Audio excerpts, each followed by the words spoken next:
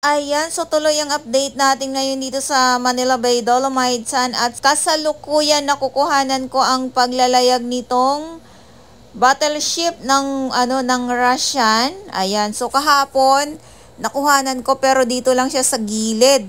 Ngayon ay naglalayag na, so hindi ko alam kung saan ito tutungo itong dalawang battleship ng Russian. So susugod na ba ito sa Susugod na ba ito sa West Philippine Sea? Gawa ng init po ang usapin ngayon dahil nga po sa pangbobomba ng water cannon ng China sa ating mga kababayan doon sa West Philippine Sea nga po At ilang beses po sa isang linggo tinira ng water cannon ng China ang ating mga kababayan dito sa West Philippine Sea. Ayan.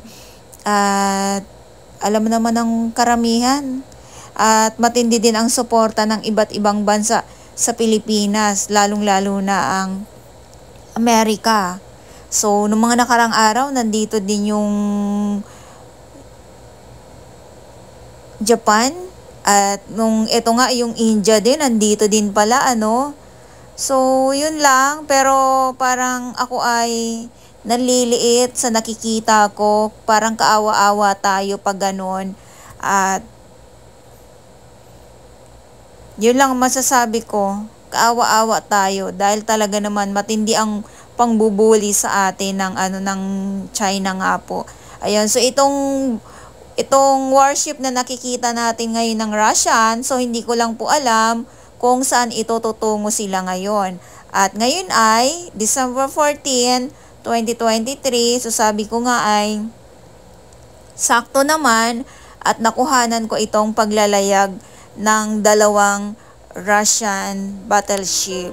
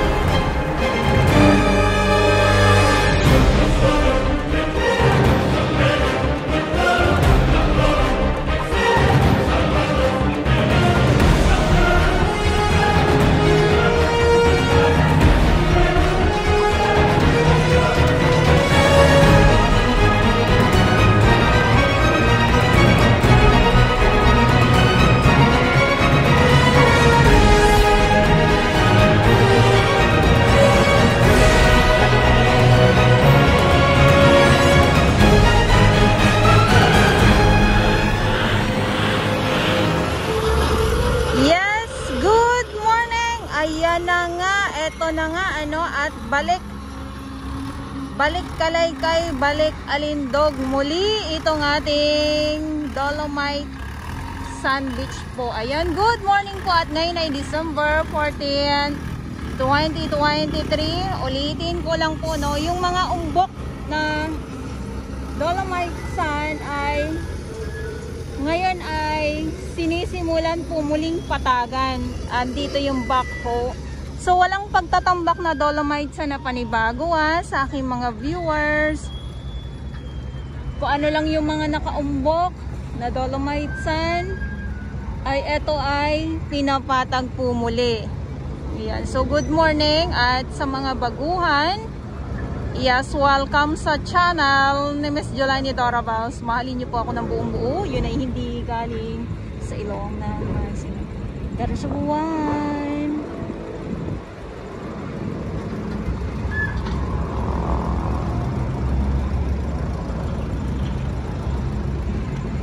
So bali isang bako yung nandito ngayon at ito nga yung kumbaga sinusuklay. Ayan, muling sinusuklay ang ang ating Dolomite Sand Beach. Ayan, para mas naku, lalo na namang lalo na naman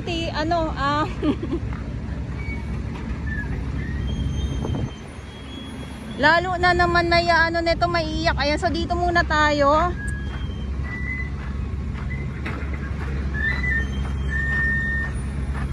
Siyempre, usaping Manila Bay Dolomite Sand, nandito pa din po ang ating mga Manila Bay Warriors, ang ating Estero Rangers ng DENR, MMDA, DPS Mandaragat, doon naman po sa Manila Yacht Club, at ang ating mga security guard, ang ating mga kapulisan,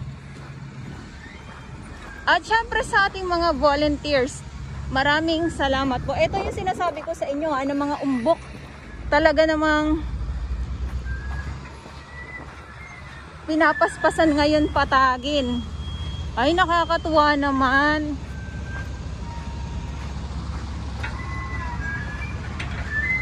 Tayo ay natutuwa sa mga pagpatag, low tide.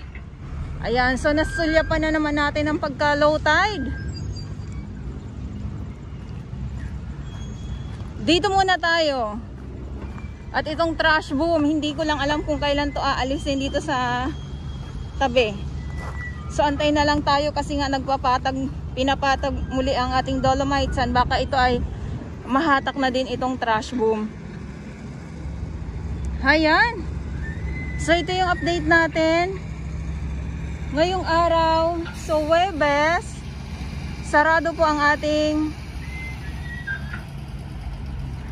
Dolomite Sand pag Huwebes, sa mga viewers ko po na hindi po nakakaalam.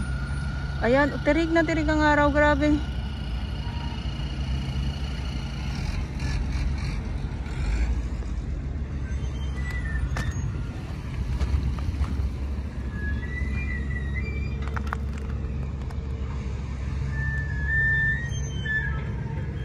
So dito sa na to sobrang babaw na. At eto na nga, muli umarangkada na po muli itong backhoe na kung saan ay talaga naman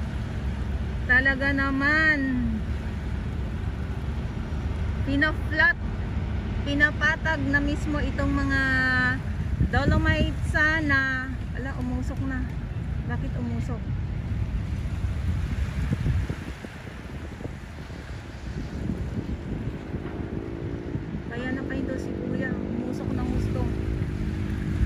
Ayan, so ulitin ko lang, pinapatag po muli itong ating Manila Bay Dolomite Sand Beach po. Ayan. So, sa mga viewers ko, nagsimula ito nung last week. At ito ngayon sa pangalawang linggo na umaarangkada or pangalawang linggo na pinapatag itong Dolomite Beach po. Ayan.